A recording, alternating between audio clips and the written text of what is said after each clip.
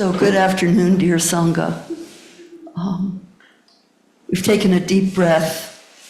It was beautiful to hear Roxanne say, I need to stand out in the sun after listening to her son.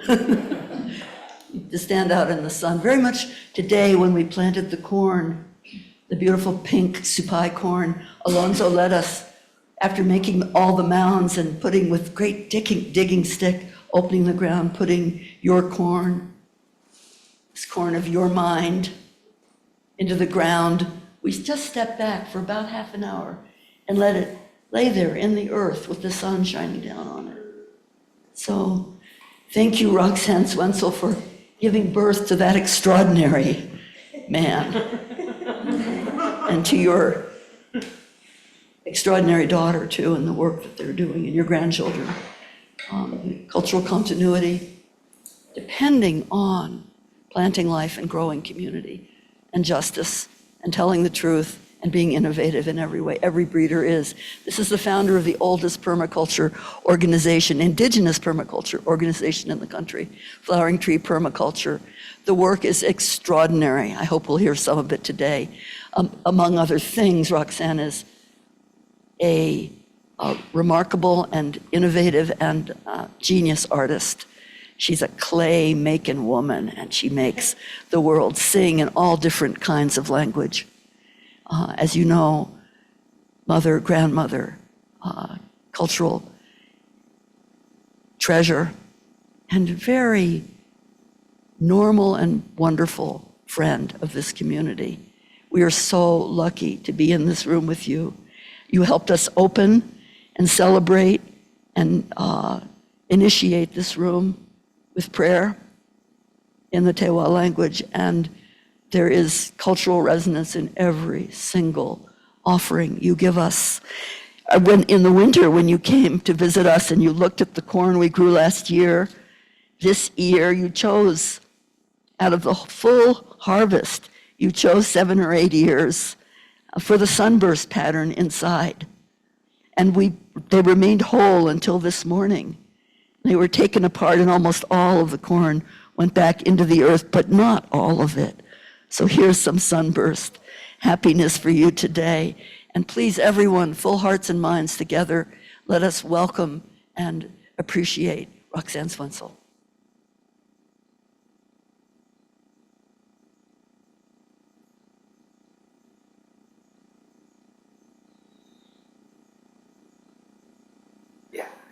Can you hear me? Yes. It's very good to be here. Thank you, Wendy. You're welcome. She is the gift giver of gift givers. I see her coming, I'm like, no more gifts. No, I love your gifts, Wendy. I love all the gifts I received this past week when a group of you guys came up and helped plant some with. What a wonderful, I was going, I don't have time. But then you guys came and I was so full of life and joy afterwards. I thought, anytime any of you want to come up, you are welcome. So thank you. I want to first just say thank you, Porter, if you're listening. He's just been an incredible human being all his life. So I just still, I came early because I wanted to see his talk, because I always learn things I didn't know about us. So once again, he didn't fail me. He taught me things. So I want to talk about just what we're doing here at Flowering Tree Permaculture Institute in Santa Clara Pueblo, where I live, and have been doing what we've been doing for quite a while. We started it in 1987. So we've been playing with these concepts, and even though it's called Flowering Tree Permaculture Institute, it's really, I realized, just relearning and passing forward the ways of our ancestors. Let's see. I guess it has, nice. So what we have going is a little research and education, like a school, I suppose. But I don't, I put it in many terms, but it's just doing what we've always done. We gather in community, we figure out how to feed ourselves, how to clothe ourselves, how to do all the things we need to do to live well as human beings, and do it in a way that is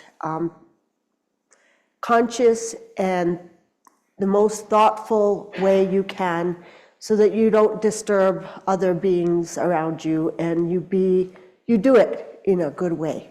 So that's a big teaching that we continuously are taught in the Pueblo when you're a little kid, is that you be aware of your surrounding, you treat it with respect. Respect is like the highest word. When I say "Imbiak Kingdi," that's the first thing you say, and it means I come with respect. So that's a mannerism that is really important for us, is that you live within respect.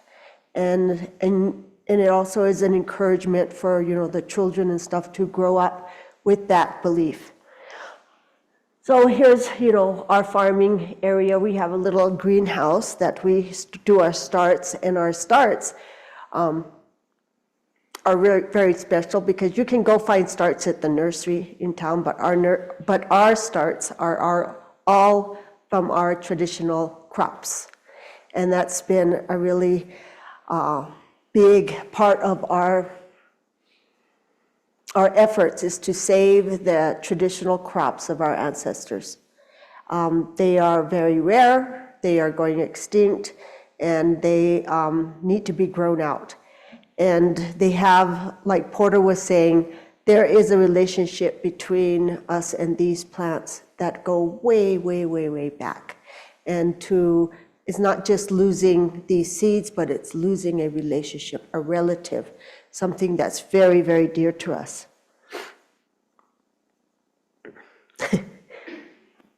Me, with a very cool machine, but we plant all kinds of ways.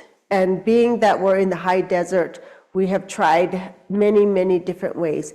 And just like our ancestors, we've figured out how to grow in the high desert using the best ways we can. And mostly what we're doing now is no-till, even though I'm tilling, and using a lot of mulch and water catchment and companion planting. And we also rely on old irrigation ditches. Here's my youngest granddaughter by one of the irrigation turn-on valves. And so we're very connected to the old acequia systems of northern New Mexico.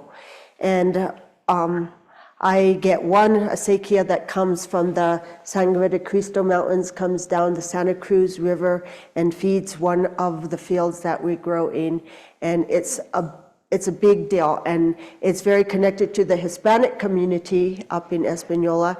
And we work together to make sure everybody gets water to grow their crops. And on the other side of the river, I'm on the Santa Clara Acequia, the canyon creek that comes down into our village, and that waters another part of our fields.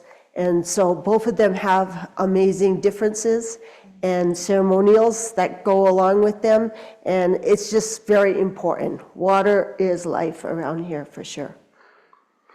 You guys, I heard, watched the Pueblo Food Experience last night. Woohoo! So I don't have to talk about that, which is really good. But we do still keep trying to teach our traditional food ways to the community, to the tribal communities, because that's where the health benefits are going to be for those foods. This past year, we were working with Ray Naranjo, who's from Santa Clara Pueblo. He's a chef, but he was trying to show us new and exciting ways to cook corned beans and squash. and it's just fun to watch him chop things and flip things in the air. And we're like, oh. So we've had fun doing that. Here's some of the interns cooking wild spinach and canning, and also you can see the bread, traditional bread we make, and that's another big part of trying to keep these. You can learn new fancy ways to cook, but the old ways are also dying out, and we need to keep those going. So one of the things we've done is bring back the traditional bread, cornbread, which in Hopi they call piki bread or paper bread. I don't know if you've heard that. For us at Santa Clara, we call it bua, but it's the same process, same bread. And we have been teaching it to our community women who totally had lost all connection to this bread for the last 5 years. We probably taught 90 women how to cook this bread again, and it continues. We also do beekeeping and grasshopper cooking. Part of our ancestral foods were, eating whatever was available.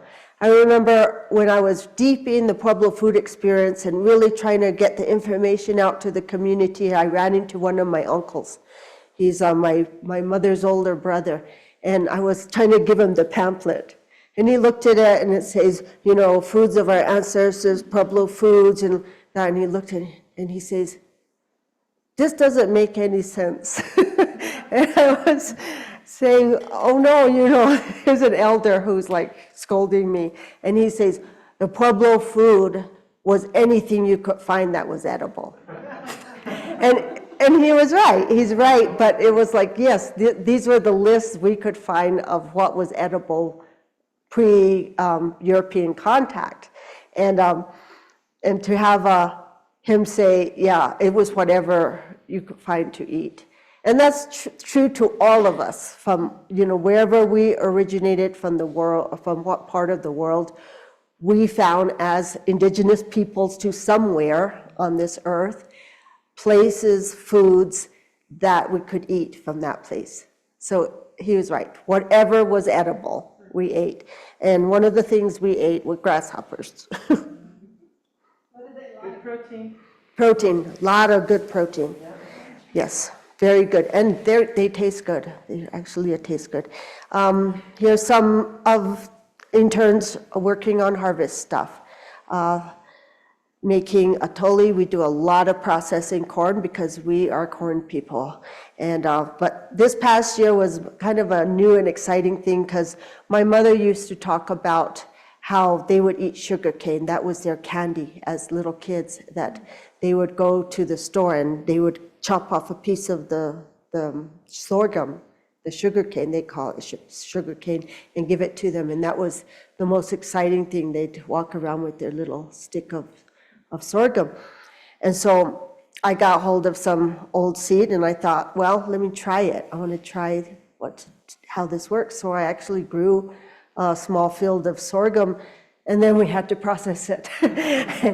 and I was reading up on it because nobody in the Pueblo knows what to do with it anymore. That was lost also. It was our, sorghum was the sugar that we had for a while. So I learned how to make molasses this past year, and it is a lot of work. It's a lot of work, but it is possible.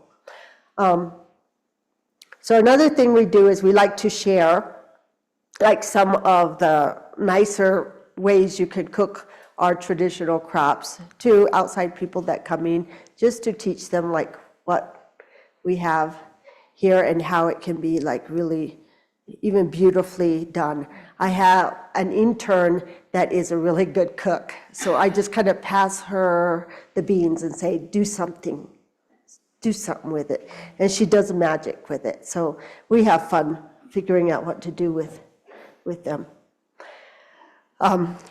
I have 3 seed banks now. I started out with a very small refrigerator of seeds, and it's grown into now 3 separate seed banks, 2 in Santa Clara Pueblo and 1 in Powaki Pueblo. And but they take maintenance because you can get some seed and you put it on a shelf and you may forget about it, or the bugs get into it, or the mice get into it, or there's a million things that happen. Plus they are alive for us, they are alive. These will grow a field of corn. And so there's life in here.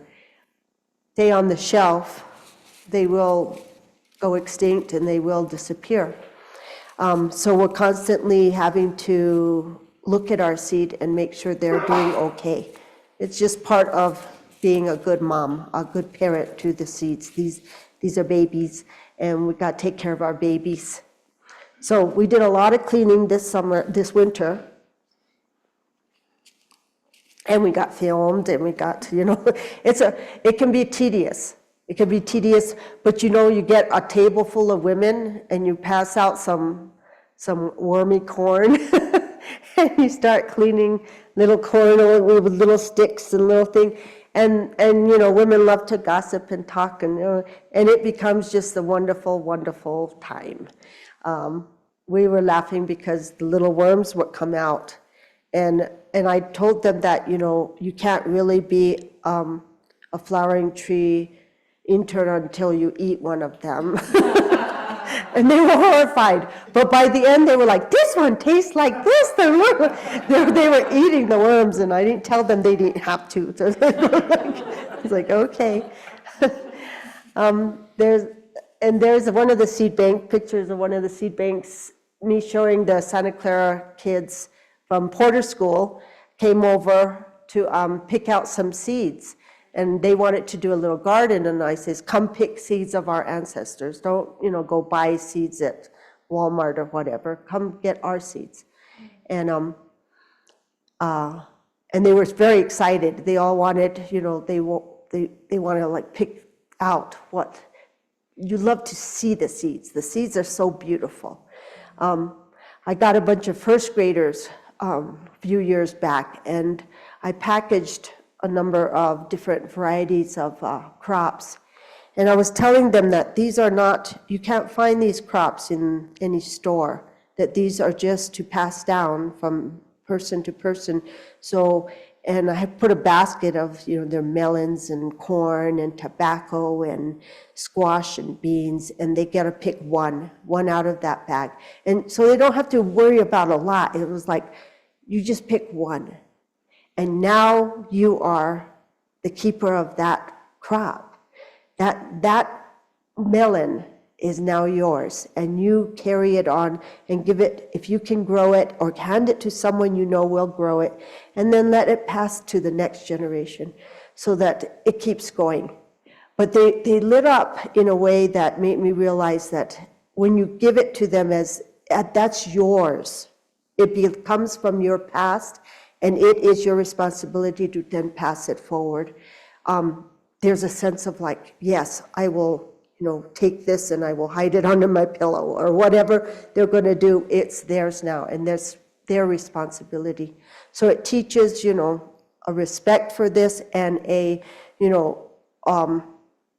stepping up to the plate, being responsible.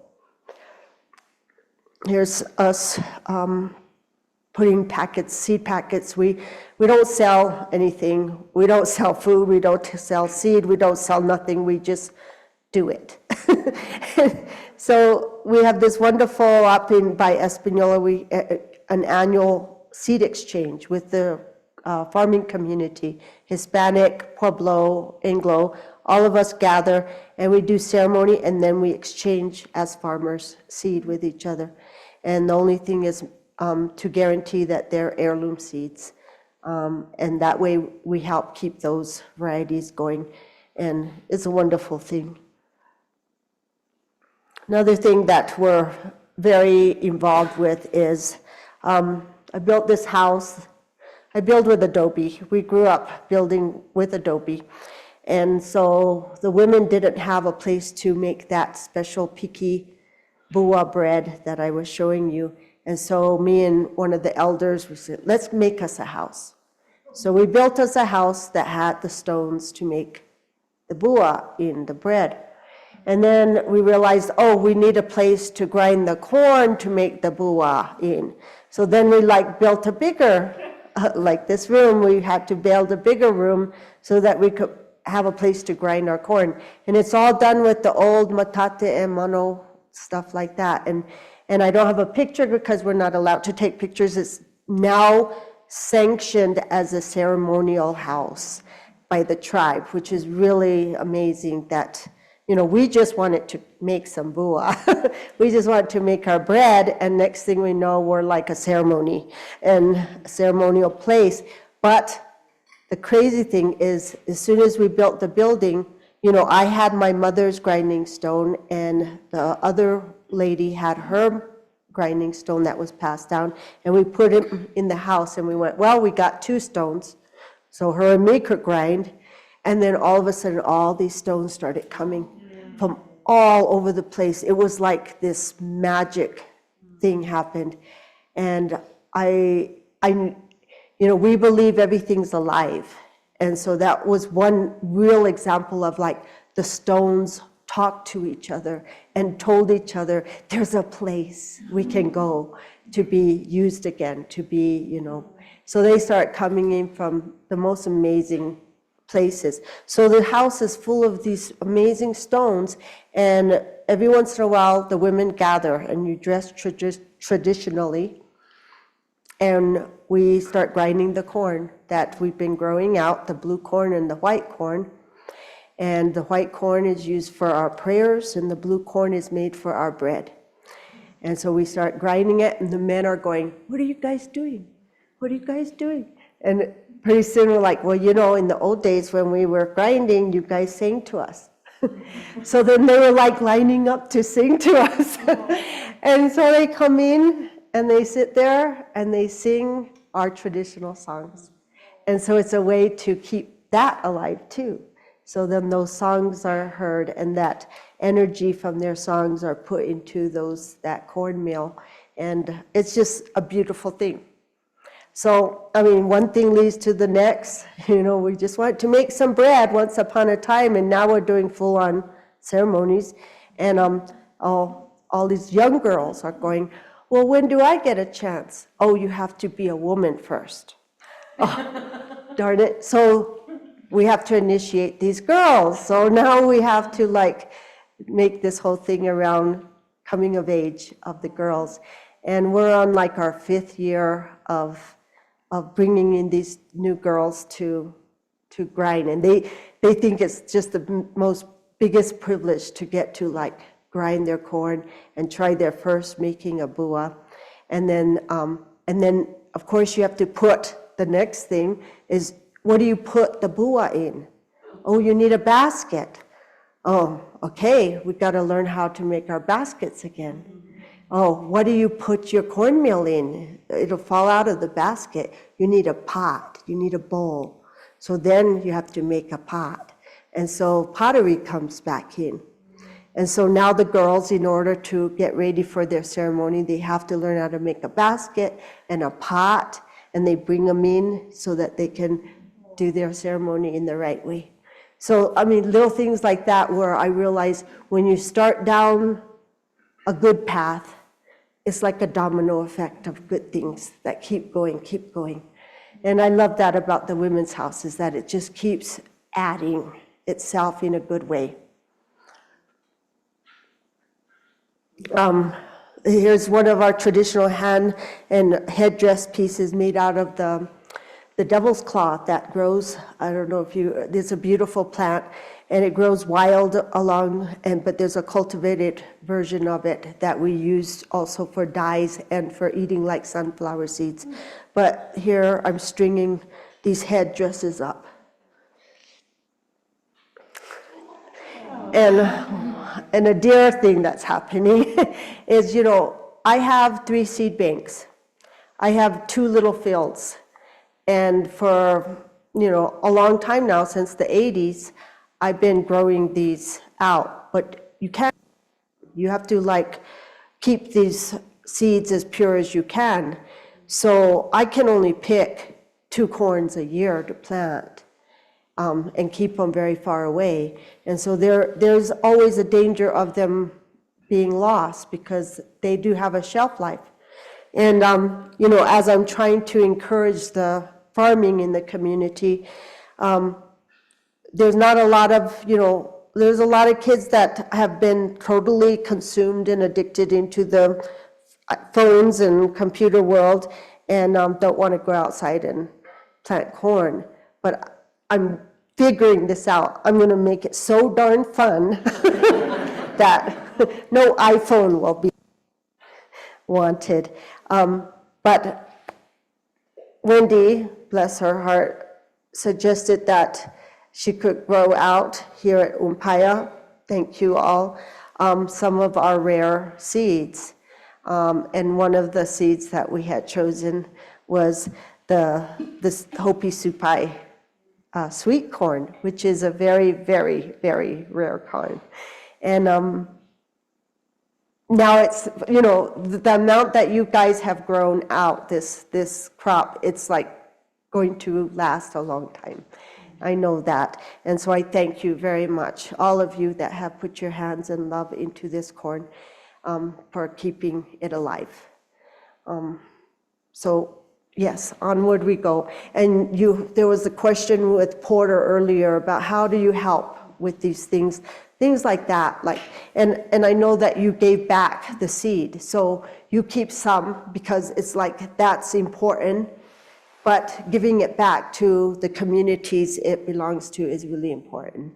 It's this corn means a lot to us, and that you grew it out and kept it alive yet again another year is really a big deal. Thank you. One of our newest projects is up at the lake, Abiquiu Lake. We have some property there, and we want to make it another site, not just for making a site, but because this is along our ancestral route to our village. And this area was very important to us, but we have no access to it anymore. It's all private property or other things. And yet it's a very special place for Pueblo people. Well, we managed to get a piece of property right next to the lake, and we're making a retreat center there to gather and to be available for anybody, but primarily for Pueblo people to have a place like that to go to, because we don't have any access to that. And Pueblo people don't usually have any money to go to a retreat center or resort or anything, but we will make our own. So, but up there we've done a foundation, and last summer we worked with the Crover Coalition, who works with rangelands, and we did some erosion control, which was really great fun, and we start to feel what it's like to gather people in that place. And it was a wonderful, wonderful gathering, beautiful place. Another gathering we had up there was from the UNM cohort that works with artists and environmental work. And they came up to go, what can you do with us? And I went, I think I will take you to Abiquiu and make you dig clay. So we roamed around and looked for clay in the landscape. I taught them how to find it. We dug it. We processed it out there in the hot sun, and they were just like little kids, you know. You put anybody, doesn't matter what age they are, you get them in the mud and they get happy. Mud is a good thing. And here we took our clay back to our other site, and they worked on making pots, because they had to, while they were making their pots and figuring out how, you know, how we as human beings learn how to make vessels in the simplest, basic ways. They also needed to figure out where they came from and what foods they ate from where they originally came from. And when they, you know, as they made their pots, they thought about that. And those are the pots they made, drying in the sun, getting ready to get fired. They made a lot of pots. And you could see the different colored clays, because we dug, you know, wherever we found the clay. Here we are firing them outside, and here's an example of how they looked. So everybody made a place setting to eat their food on, which is really cool. This woman made a really nice place mat out of the seeds of grass. She matted it together. Pretty neat.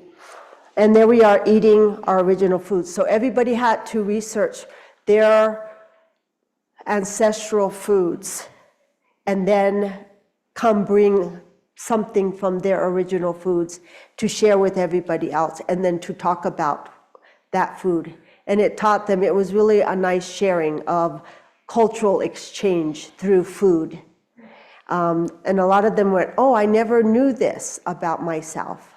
And that was the coolest part I'm learning about the Pueblo food experience, was that us learning about our traditional foods helped other people think about their traditional foods and tie them in with place-based, whatever that brings to you, which is a lot.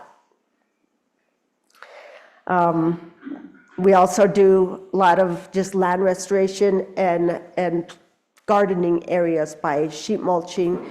We have an old 150-year-old house we remodeled, we restored, and we were fixing up the yard. Here's the old house. We were plastering it and putting mulch around it so it'll have life again. It was built by women in the 1800s and is now being plastered by women in today's time. Ornos, constantly plastering whatever is needing plastering. You could see the plaster, the adobe start to show, and it's like time to go get some dirt. And a lot of times you just could dig the dirt around it and remix it, put it back up. Taos Pueblo does this to this day. They get their whole community together and scoop up the dirt that fell off and remix that mud and put it back on the walls. And it may seem like, why don't they just stucco it? Or why don't they just do something more permanent? But they miss the point that doing things like that makes community. Like if you need to clean the ditch, don't hire somebody. Bring your friends and have a party. You know, it creates community. And the thing I've learned through time is Pueblos were really, really good at this. Like figuring out ways to constantly make community happen. We have feast days all the time. You cannot have a feast day by yourself. You need a whole community to make a feast day. And everybody's so trained now, we just go, oh, feast day. And we start this turning and circling around each other. It's like, who's going to make the bread? Who's going to make this? And who's going to dance? And who's singing? And who's there? And it's just this whole event that takes the whole community to do. And, building was like that. Farming was like that. Every part of our life involved, bring your friends, bring your family, bring your kids. This past year, this was my red corn harvest. It was just beautiful. So I was just enjoying, wanted to brag about my red corn. Even the tassels were red. The stalks were red. They're so red. So retreat center drawings, we were trying to plan the retreat thing, so wanted to put that in there to show. So it's not just, okay, go out and hire a construction crew to do this. It's like, no, I want to build this retreat center in a different way too, that involves community, that brings people together. And so, I have dragged my interns out there. It's like, come on guys, let's go up to Abiquiu Lake and start pouring walls. We were going to do it all out of adobe, but the adobe got to be very complicated, and I'm dealing for the first time with a HOA, and that's really bad. It's like a scary thing, and they are threatening to sue us if we don't do this, and we have to do that, and it's like, wow, you didn't even talk to me in my face. You just threatened me through emails. It's very strange, a very different world, but not letting it bother us. We're going to go forward in the way we go forward. But I started working with a material that's local from the Jemez Mountains, pumice. The pumice is just the ashes, the hardened ashes of the volcano. So we have lots and lots of pumice. And there's a pumice place in Espanola. And a truckload about from here to over there costs $200, which is nothing. So we go take our wagon down there, fill it up with pumice, drag it up to the lake, and we mix pumice and pour it into these forms. And the next day you could take the forms off and you have an incredibly insulated pumice wall. And the cool thing is you can just plaster mud right on it. You don't have to put wire or paper, tar paper, or anything on it. You could just plaster right on it. Wonderful material. So we've been learning about that and doing it ourselves. So we go up about twice a week and do this. Well, here's our tough ladies. And we started out with, hose and a wheelbarrow, and that got really old. And we broke down and we bought our little orange mixer there. And it's really a wonderful little mixer. It goes really slow, but it really mixes it. And then we pour it and pour it in the thing. So this is our crew. And we realized that, and we have some guys helping too, but these women had never done building before. The guys are used to doing building. And, as a Pueblo woman, I grew up building, so it's like normal to build. But I realized most women don't grow up building or don't get to be involved in that kind of part of the world. Or if they do, they have to do it like a man does it. And that's harder for us. They make all the tools for men's hands. They make everything the size for, those cement bags are made for men to carry, not women. So it takes two of us to carry what a man can do with one himself. But we can still do it. But I realized that we really needed to support women to know that they can do stuff like that. So the most recent project we did was we did an all women and children workshop to go up there and work with pumpcrete and pour some walls. And within 2 days, we got it filled up so fast we had to put a stop on it because I was afraid there wasn't going to be enough parking. And the one thing is like you go, come on women, let's go build something. Well, I have my kids, or I have my, my grandkids. Or I'm like, that's right, women come with kids often. And it's like, well, bring them, because I'm bringing mine. And, I grew up building around children, and all the kids were all part of it all the time. I built my house, and I made porter mixed mud, for the house that we lived in. And, I would have a big pile of dirt and make a little hole in it, fill it with water, and send the kids out to play.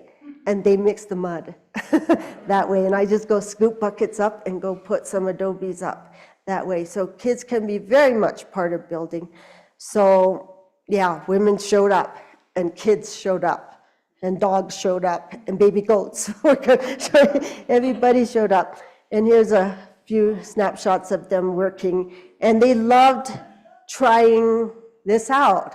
And I got some really nice feedback from them going, I felt so comfortable, and I've never been able to do this if a man's around. I shut down, I clam up, I don't think I can. And I thought, wow, we have a long way to go as women to be able to feel like, yeah, it's okay, you can do it. We may do it in a different way altogether, and we may be having to go change a diaper in between. But we can. And of course the kids, you can see them plastering. They plastered that whole wall. Within, a couple hours, that whole wall was plastered with mud, and they loved it. They loved it. And now they can always say, I built that retreat, because they came and helped. So I love that. Here's some tough women's up at the lake. Yes, we can. Yeah. That's all. Any questions, I'll answer.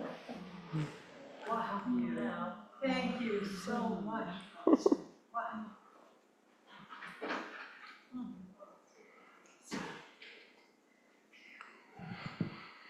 I just wanted to thank you again and to acknowledge what it was like today when you came here. And you went up to the hearth and showed you the hearth where all the seeds were laid out, and showed you an ancient metate that was behind, that was for a long time on the doorway, at the threshold of Roshi's Upaya house, always there. And then it moved to the back of the house. And yesterday, 2 days ago, with Roshi, she remembered it. I mean, it's in her body, so. But we were standing together in the entryway, and we turned, and the metate was outside in the sun. And Alonso, Roshi said, tell Alonso, because Alonso had made a new metate to give us. And so Alonso went outside and looked at the metate. Excuse me, it was so powerful to be with you.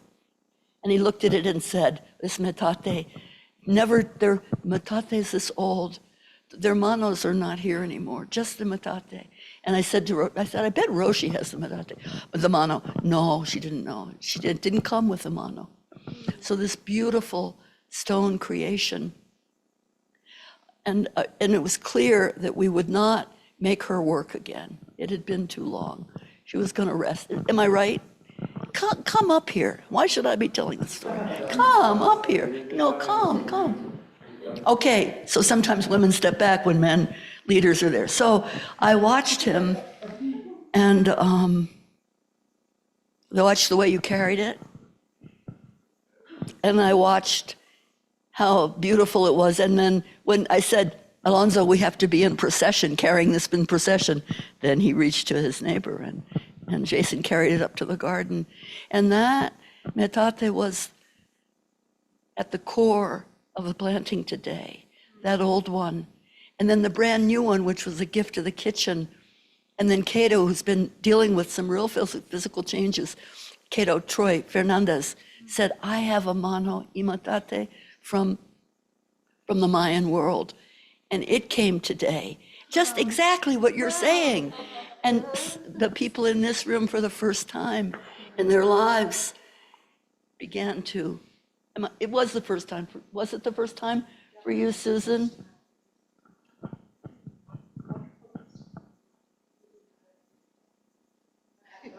Doing it how I did it, and we had a community too. We would change in and out with the small one, the beautiful one that allows our view, and the larger one that Wendy's describing. So we had our little community under the trees. Then in my excited, When I keep looking at the door, the door, brown one. I was like, millstone, grinding stone, yeah. but when we went into the dining room and I showed you and I said, taste the blue cornmeal, and you kind of stepped back. So this is where there's a little bit of kind of learning that can happen. But, don't just grab and taste, and just take your time to be present with these beings, because they're carrying the future and drawing and creating. Anyway, that was just a beautiful experience. Like, I want to share a little story of one of the stones, or some of the stones that had come back to the women's house, or come to the women's house. We had my daughter, who is an artist, was having a show in Pomona, California, in the college there, Pomona College. And she was allowed to go in their basement. And in the basement, on the shelf, they had artifacts. And along the artifacts were grinding stones with numbers on them, because they were being cataloged. And she felt sad, because we're brought up where those stones are alive. They're grandmothers to us. And so she's like, these grandmothers are she had to call me on the phone and say, Mama, the stones are all underneath in the basement. They probably haven't even seen the sun in a long, long time. She managed to get them to agree to carry all the stones up and put them on the grass and let them hang out in the sun for an afternoon, a few hours. And the people were like, really? And she goes, yes, they need to see the sun sometimes. And so they all got to lay in the sun for a little bit before they got taken back down in the basement. And she came home and she was telling me it was so sad to see them in a basement and forgotten, because they weren't being used or remembered or used the right way. So I just had a hunch, let me just write them a letter. So I wrote Pomona College a letter, and I says, we have a women's house and we're using those stones. Do you want to give them to us? And I mailed it, and I didn't hear back from them.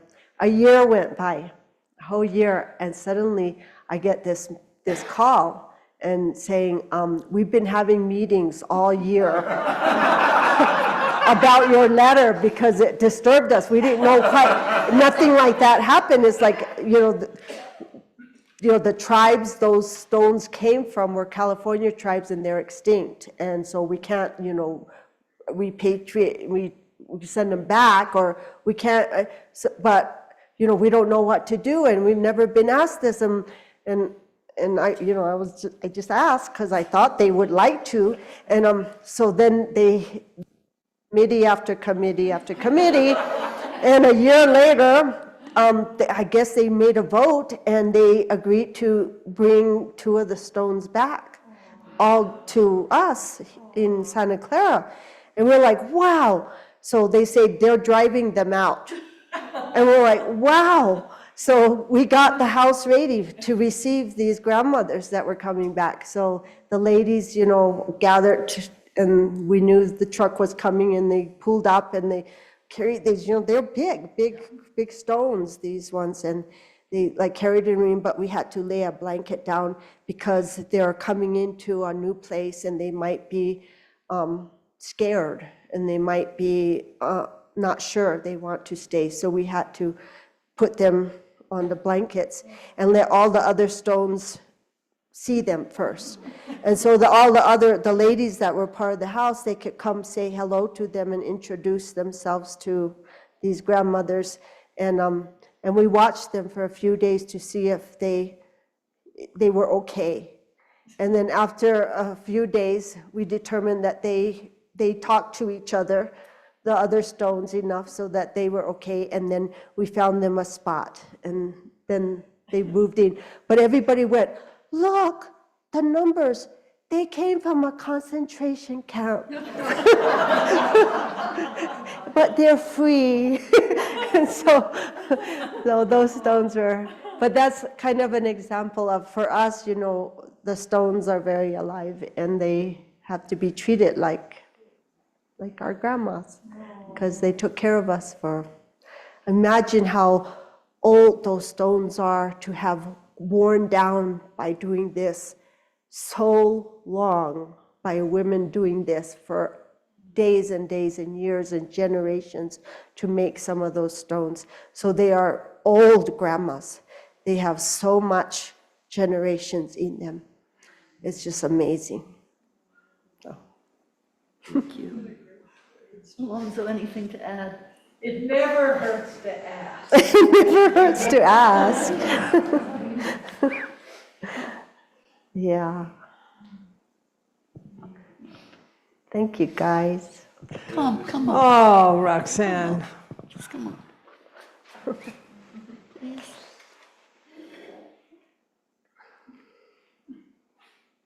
Let's just wait a minute.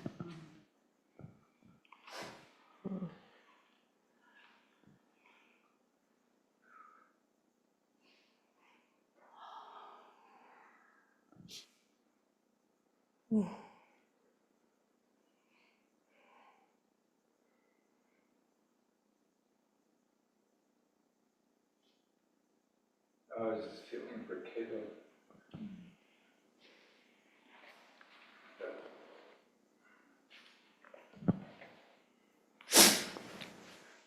Just when we heard that Cato was not feeling good and couldn't be with us, and we were lacking a stone, and I just felt this urge to make one. And it just, I saw the stone, and I started hammering away, chipping away. Yeah. The whole time, I was just dealing with prayer. These are grandmothers. They come from the center of the earth, coming out of the volcanoes. And it's just process of making something like that. It's very, very special. Your story is, you know.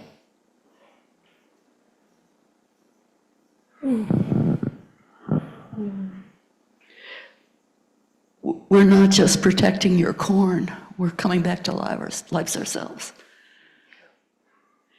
And thanks to the beautiful mind of the Havasupai people and the Hopi people and your connecting mind that sees what some would say is impossible and puts it together. No bifurcation.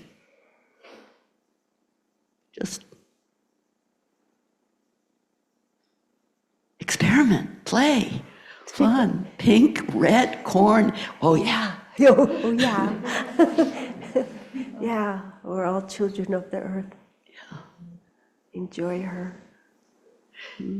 This community's had such a deep experience, physical experience of you, and I look behind you at the online community and wonder if anyone would like to speak, to ask Roxanne a question, whatever. If you'd like to be, if you'd like that, then please raise your digital hand, anything you'd like to say. If you're called, if you feel you have something you want to say, please, you're very much with us, we assure you.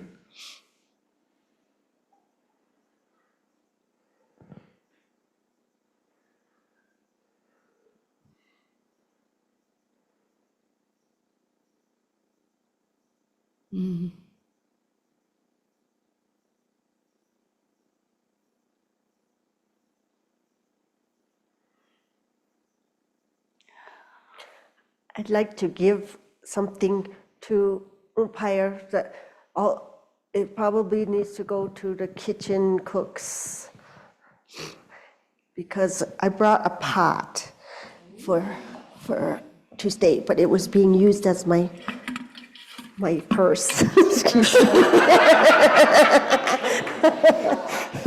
So I have to empty it first.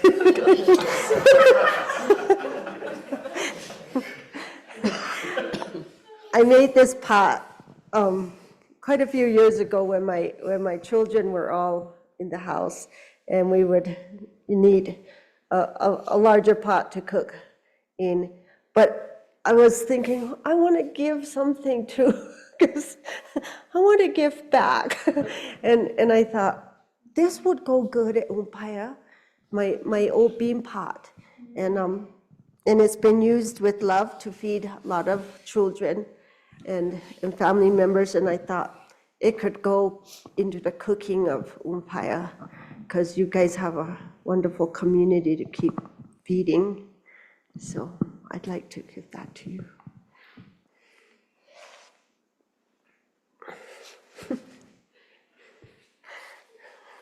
From one bean to another. I love you, Oshi.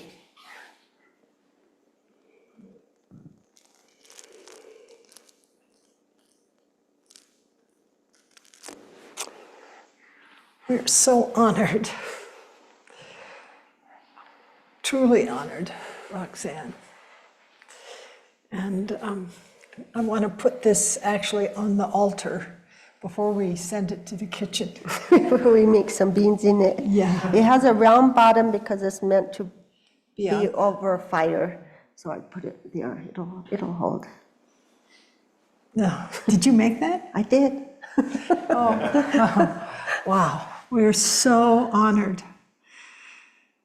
Really, I think about the bean, as being this living being, this living being, and carrying, within its germs so much life, so much life.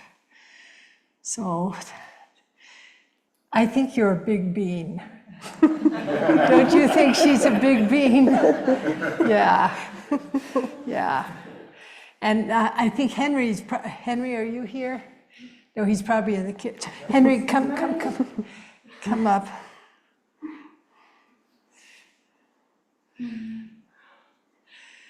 So Henry has been stirring in that kitchen. Henry's mother, come up. That's another bean. A mama bean. Mama Yeah. bean. So the staff of life, corn, but bean and corn are like two wings of a bird that really bring life to life. So I want to honor Henry too, who has held the kitchen so beautifully, meal after meal after meal. Really, Henry. And now I think you're going to be rotating out, but we won't let you stay away for long. Out of the kitchen into where? We'll see. Okay, all right. So, for me, a pot is also such a female figure. And, in a certain way, being with Roxanne, Melissa this evening, Porter, and we're incubating, if you will, a sort of life way that is appropriate for all people, all of us, no matter what culture we come from, what our traditions are. It's to look deep into the earth of our ancestors and to pull forward that which will give life to life. And I'm so grateful for this mother pot. So, oh.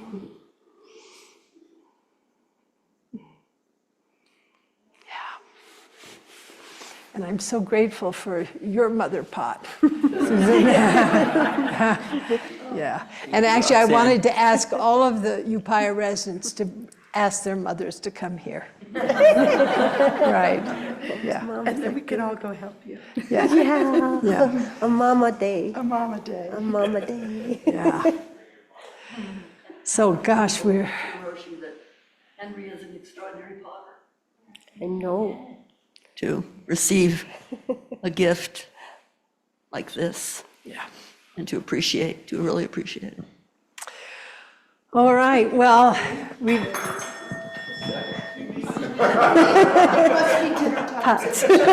Ding, dinner time. so I'd like to invite us to, all of us to stand up and to offer a deep bow to our sister. And if you're online, why don't you stand up? And we can just thank you for keeping the thread of your culture so strong and so alive, and then touching our lives with that thread.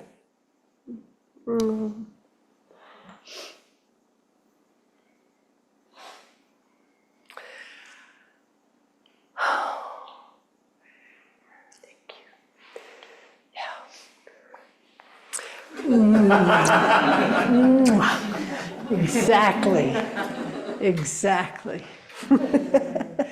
So you know, anytime you need extra hands, where to call. Yeah.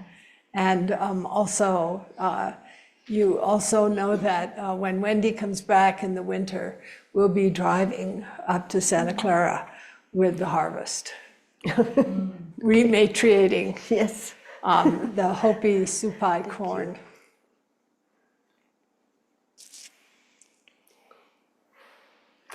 Thank you. Thank you so much. Do you accept group hugs? There's something called, Group hugs. come on, come on. Group hugs.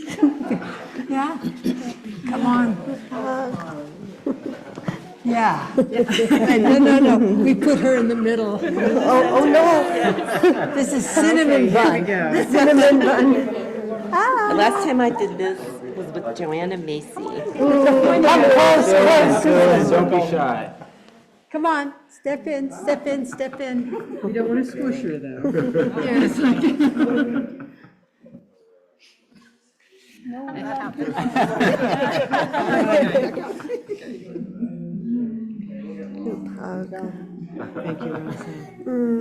Thank you, Roxanne. All right.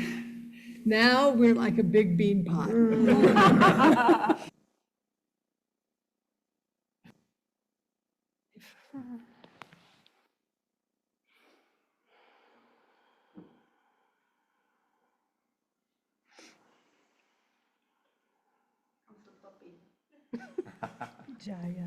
So Wendy, I think you have some presents for Roxanne, even though she doesn't want any. So why don't we bring you over here, Roxanne, a little bit in front of the mesa, la mesa. And Wendy, la, Yes, Roshi. Okay. I see the sacred sacks. Yes, me too. Oh, there they are. Yeah. Sacks of windy. Oh, And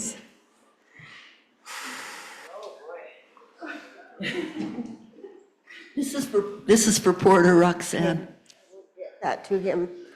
And, you know, I listened to you today and I felt some hesitation. I thought, we're bringing you corn from California, but you took our stones from California. So this corn can come to you from California. So from Melissa Nelson, she's here online with us and she'll be here tonight. She's somewhere in that cloud. And tonight she'll come in. And so and you'll hear about this corn tonight. You'll see this corn is from the Quapaw world. It was corn grown in Oklahoma and really lost. And a young woman, Maya Harjo, who was the Native Foodways coordinator for the Cultural Conservancy, dreamed and called and felt her corn would come back. And from a seed bank where they said, we're not allowed to give it to you, but just in case, they kind of put something in her pocket. And this corn has come back to life. A beautiful, beautiful story. We'll hear it tonight. Here's your bag. So I can put this. Oh, yeah. Yes, and then also, if I may, this corn is from the Seneca World, Keepers of the Western Door, one of Melissa's closest and dearest young students, Kaylina Bray. Her family are knowledge holders, David and Wendy Bray in the Seneca World, the Seneca Nation. And this is their corn. It's been grown for 90 years. They brought it to California, could a corn from thunder and rain make it in the dry mind of the West. It took a year. First it was little, it went, but the next year, a little longer, straighter. And please note, this is 10-row corn compared to 18-row for the ceremony. Roshi, and Rox, what did you notice right away that was so beautiful? Look at the straight rows of this one, and then look at our corn in the bowl. Like it's twisting kind of around in smaller kernels. So But those are both white corn. This is the first thing Rox noticed was how straight the ears are Yeah. and how strong. But notice the compaction and come in here, please. Alonzo. Please. So those are some gifts, and then of course the wild and naughty popcorns. These are grown by very naughty children at the Edible Schoolyard. It's Dakota red popcorn seed, and there's a whole lot more in here, so you can just drop that little critter right in the bag. And and then also another popcorn from the Cultural Conservancy, because we can't always be together in person, but we can travel and speak in the voice of seeds. Let me pass the mic to Alonzo, just to say. We had a beautiful teaching, beautiful immersion in the mind of corn, thanks to this man. So I'll just step back a little bit. I have a small gift for you as well. From the forest, from the jungle of Mexico. Yeah. This gourd was given to me by a Lacandon elder, and it's a ceremonial gourd for drinking hualche. Yeah. But you can drink pozol or cacao Or atole. or atole. Oh, that is a beautiful gourd. That's the tree gourd. But this becomes homeless now. But I wanted to give this to Kodo. This one's for you. Kodo, Yeah. you're going Come. to have to step out the control booth. Because he's the quiet one, and he's in the shadow. He's behind the scenes. But I know you have a young child, and she can enjoy playing with. Just find a nice round home for it. Find a what? A nice round home for it, so it won't lose its shape. What is it made of? Rubber? This is a rubber ball. This is a traditionally made rubber ball. Someday, That's amazing. I'll tell you the story one day about the rubber ball, but it comes together with the bean pot. Yeah. The bean pot and the rubber. I'll tell you the story one day. Okay. Diane wants to play. Thank you.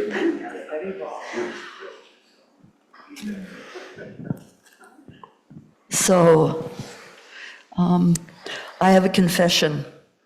I've always been ashamed that I'm a graduate in anthropology from Pomona College. And today, I'm really happy. Pomona finally came out of the basement into the light. It's a very good thing. Oh, that's neat. I think I might write them a letter too.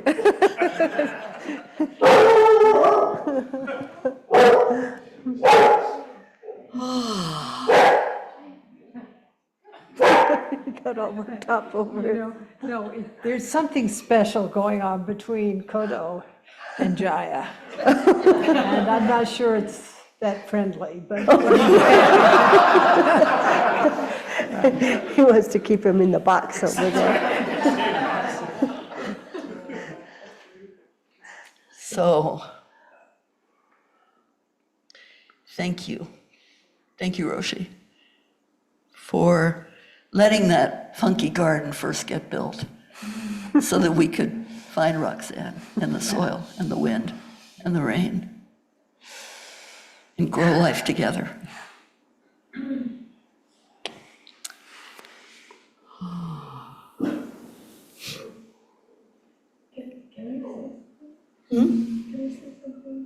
Karen. Yeah, Roxanne, the gift from today and the gift that I'm learning from you is the value of community. And it sounds very simple, but I feel like it's been lost. Hey. And when I hear, I'm crying. When I hear from Porter and when I hear from you, there's such a depth of respect for community. And I want to say thank you.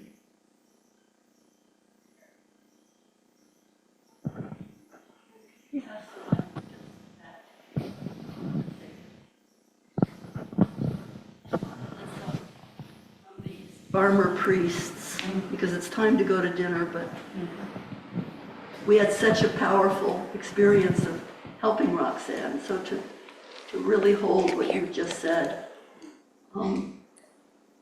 And these two people behind you are receiving this white corn. It was an immediate, spontaneous, and powerful gift from Roxanne right into their warm hands.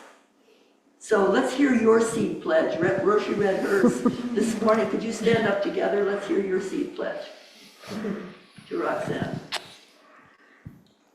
We'll do our best to grow out this white corn, and it's such an honor to be given this opportunity and responsibility to grow it out again and return seeds to you. We're just so honored to be able to participate. And I wanted to come and ask you if I need to call you before I go out and prune some more. I want to get those grapes out of that peach tree. No, you do. I know you do.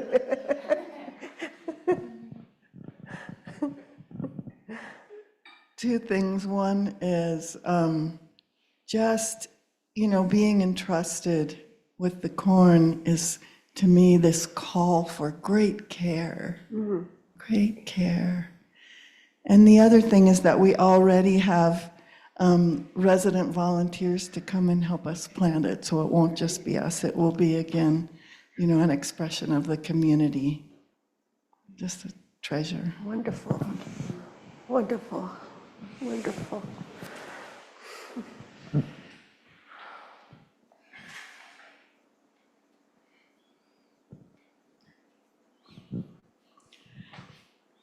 So we began with the intention to grow food and feed a hungry world.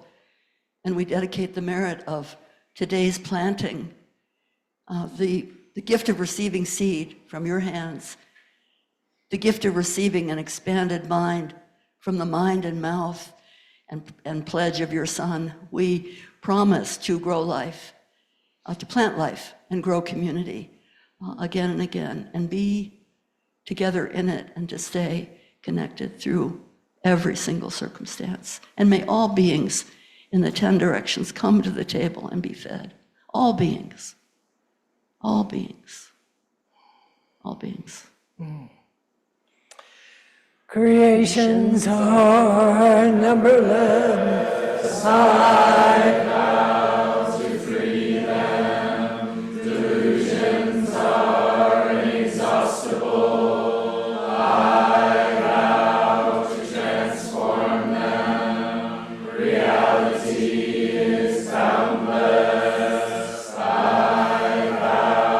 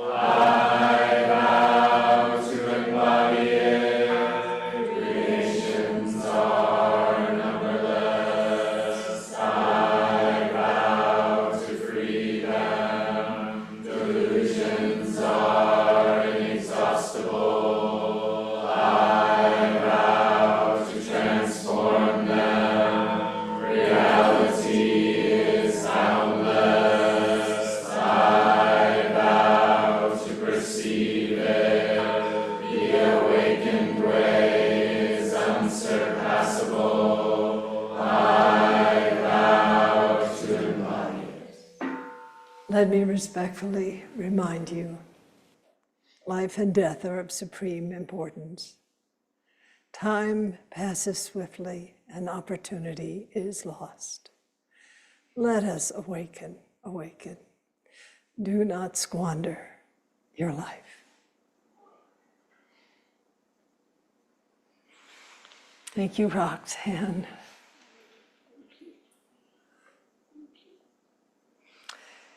Porter, out there, thank you. Alonzo, deep thanks.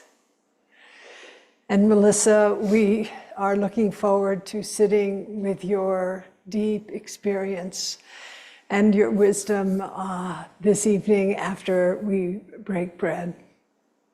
Thank you, dear online community. I'm always looking this way, but I should be looking that way. Thank you, online community, and thank you, on-site community. And I think what Karen said is just so important for us to hold in mind. How valuable it is when we meet each other in a way that is unguarded, undefended, and filled with love. And that flowering tree, is just such a powerful metaphor. It is in many traditions a metaphor for enlightenment. So we thank you for bringing enlightenment into our circle. My good friend. Okay. See you at 7:45 Mountain Time, wherever you are. We will have break bread together at 6:30, and then gather back in this space with Melissa at 7:45. Thank you, Wendy La.